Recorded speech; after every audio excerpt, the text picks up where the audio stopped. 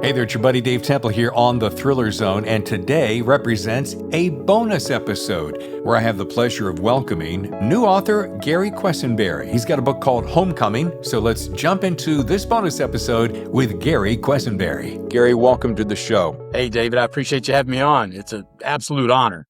Well, this book, first of all, you know me and book covers. I love this book cover. It came to me a few weeks ago, and I'm like, Gary's kind of dialed it in pretty good. I mean, that's a kind of a book cover I'm looking for. And for some reason, this guy looks like, what's his name from Jack Ryan, the guy who plays Jack Ryan.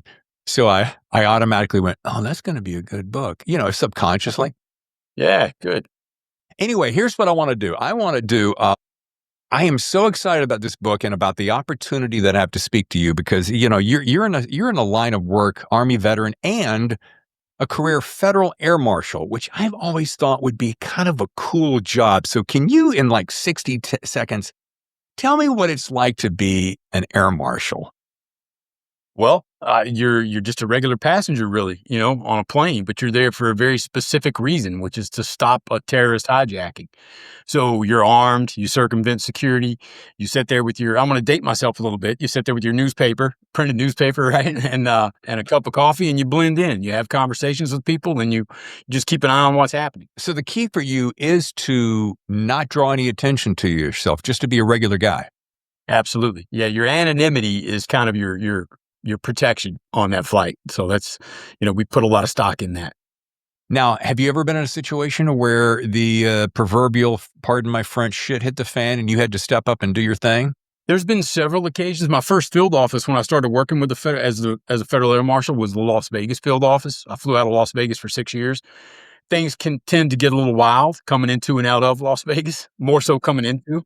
So there are a few things, nothing major. A lot of the stuff that I was involved in that you would consider major was kind of a slow burn type thing, human trafficking events and stuff like that were taking place on the plane, normally going internationally overseas, places like Amsterdam, Germany, and stuff like that. So Homecoming, I kind of touch on that, that human trafficking aspect. And as these books progress in this series, that's going to become more and more prevalent. Well, let me say this. The prologue is so tightly constructed and man, it hits all the nerve points required to launch a thriller just the way you expect it. But I literally felt my stomach drop because that thing hit me so viscerally. I'm like, oh, I am in for a ride.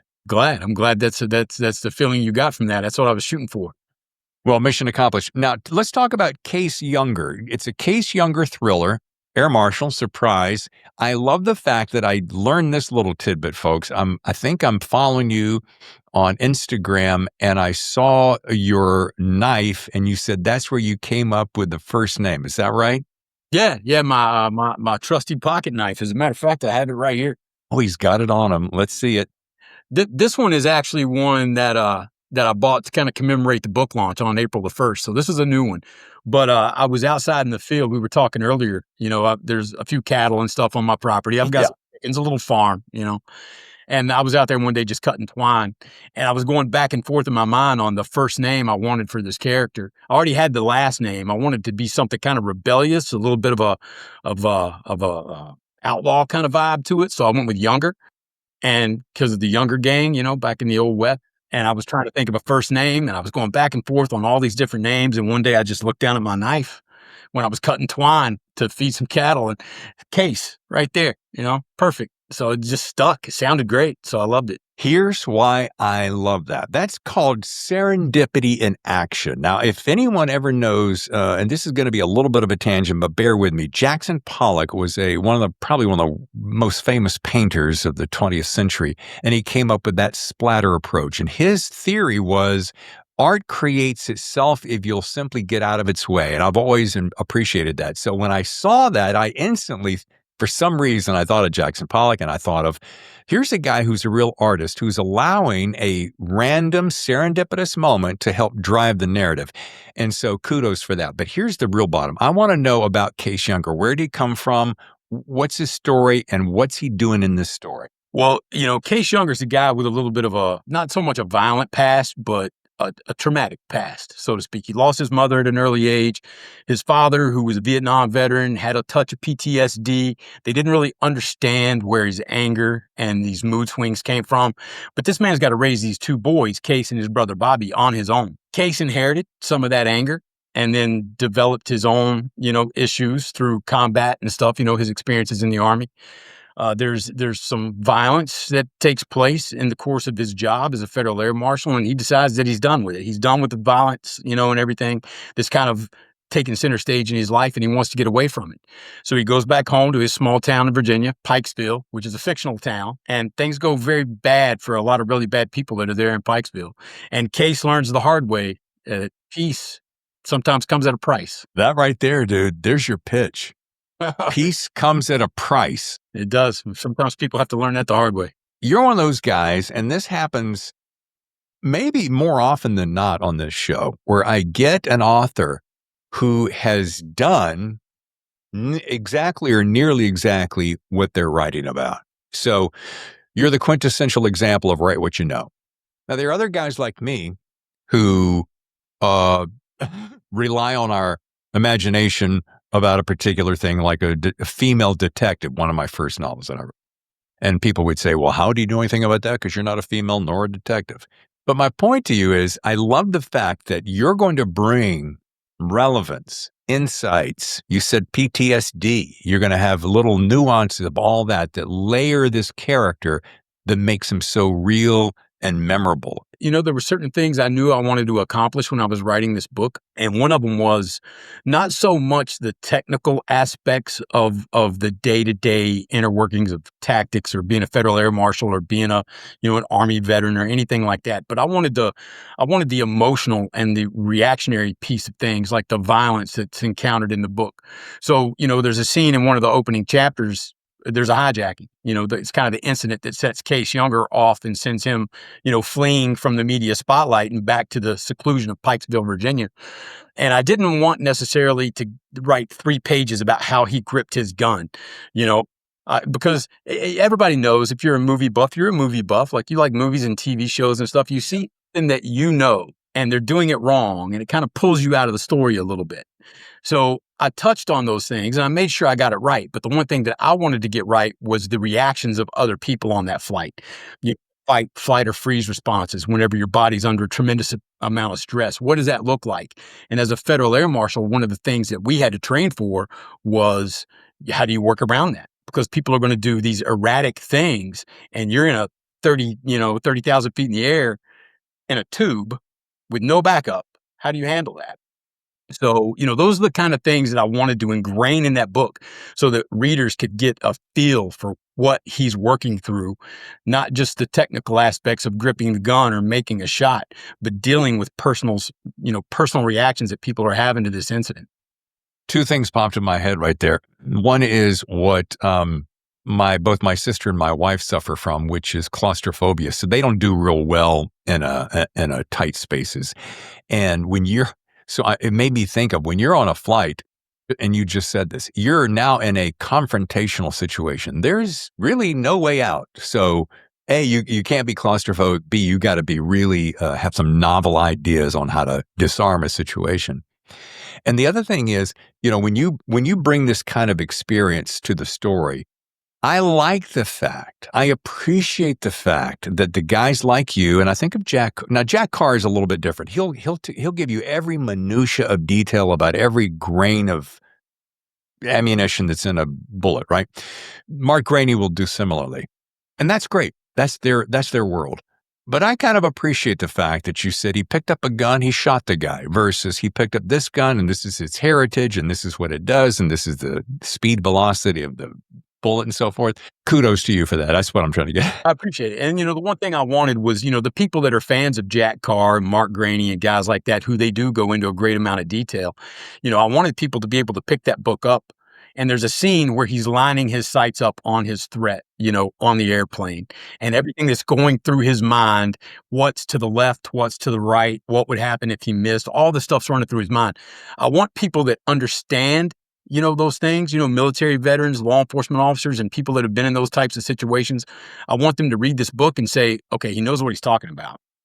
but not go into so much detail that, people are skimming through the pages trying to get to the end of that description and then get more into, like I said, the visceral reaction to that level of violence is what I was more interested in conveying to the reader. So well done. By the way, not for nothing, but as I'm looking at your book that clocks in at two and a quarter pages, 227 versus Jack usually falls around 450 and Mark Graney's around 7-ish. So and they've been at it a little bit longer. But I'm telling you something, you can tell reading your style, you can tell you've been there, you've done that, you got insights, and you just said something that it triggered my mind, and I wanted to bring this up. And I've often thought about this when when a person has a gun in their apartment and they're, just wanted to, protect themselves. People have to think about the fact of what the caliber of that gun is, well, I'm not going to use the right word, what kind of bullet you have in there. Because if it's an apartment complex and a guy comes in the door and you go to shoot him, you have to be thinking of, correct me if I'm wrong, where that bullet will go through walls, usually in thinner walls in an apartment complex. So other people may be in danger. I'm pretty close to that, right? Yeah, absolutely. That's one of the 4 cardinal firearm safety rules is always be aware of your target, backstop, and beyond. So people are always asking me because, once I got out of the Air Marshal service, I started teaching a little bit, some personal defense stuff. Some of that dealt with firearms, hand-to-hand, situational awareness courses and stuff like that. And, I always tell them, like you were saying, if you live in an apartment, you don't want a super powerful, AR or something like that that's going to, go through 3 or 4 walls. And then also, the type of bullet that you're using, whether it's a hollow point, ball, jacketed ammo, that all has an impact on the safety of the people beyond what it is you're shooting at. As an air marshal, the one question we used to get all the time was, do you guys shoot some kind of special bullet, like it hits something and disintegrates and blah, blah, blah. Like, no, it's just a regular bullet. And everybody's like, well, what if you miss? Isn't everybody going to get sucked out of the aircraft or, if there's a hole in it? And no, that's Hollywood. An airplane is just one giant controlled leak in the first place. You could blow that thing full of holes. It's going to be just fine. Okay, now you have just then now officially blown my mind because I have completely bought hook, line, and the aforementioned sinker that if you shot a gun in an airplane, everyone would be sucked out the window or the hole or whatever, yeah. Makes for great, images on movies and television shows and stuff, but that's not the case. There's been aircraft that have actually, sustained grenade blasts on the inside at elevation or a certain elevation. Depending on how high up you are, there's more pressurization in the cabin, so the less damage it can sustain and still be okay. But if a pilot, a grenade could go off and a pilot can drop you down to 10,000 feet, equalize that pressure, and you're going to be just fine. Well, excuse me if I look like an ignoramus, because it won't be too hard. By the way, want to mention real quickly, you sent me, Gary, besides being an up-and-coming #1 novelist, also has 4, I have 3 of the 4, am I right? You have 4 nonfiction books. Yes. Yeah, I didn't realize you were missing one. I should have sent you the other one. That's okay. And the reason I bring this up is because it's fascinating to me. Spotting danger before it spots you.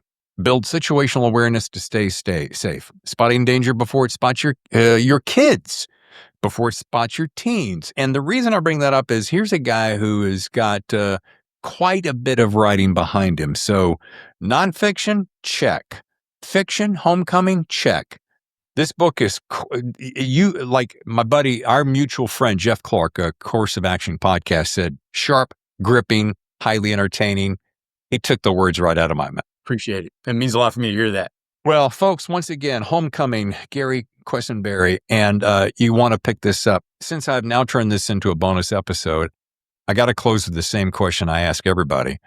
And I know you're relatively new to the writing circuit, but best writing advice you want to share with my audience? Well, I thought about this. Every time you ask this question, on the podcast, I think to myself, if I was ever in front of Dave Temple and he asked me that question, what would I say?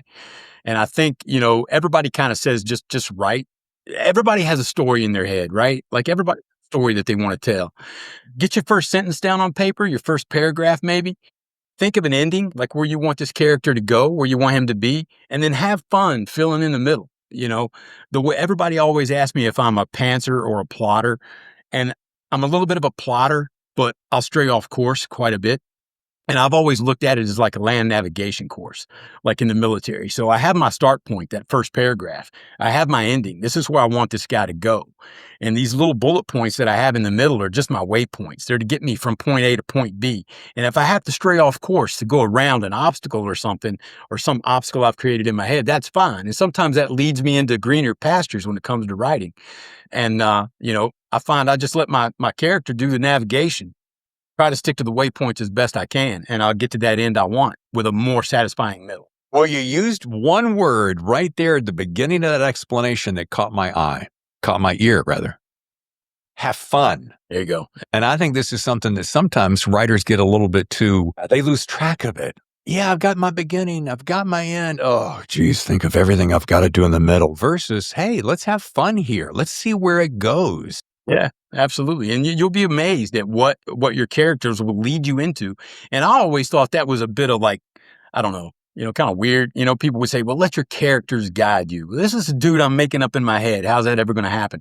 And I thought that way until I actually started writing. And I realized that these people have a trajectory, and even though I'm the one making it up, there's certain things that the more I got to know these characters, the more I would realize, well, Case wouldn't do that, and so maybe he would do this. And that's where I start kind of veering off course a little bit, but I always come back to the middle, and then I always try to work my way towards that finish line I'm looking for.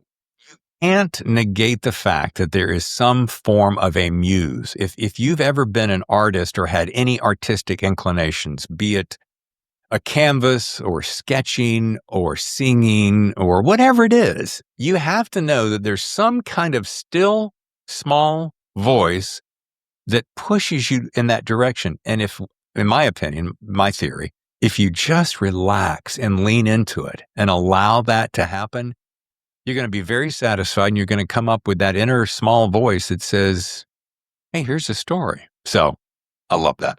Reveal itself. Yes, exactly.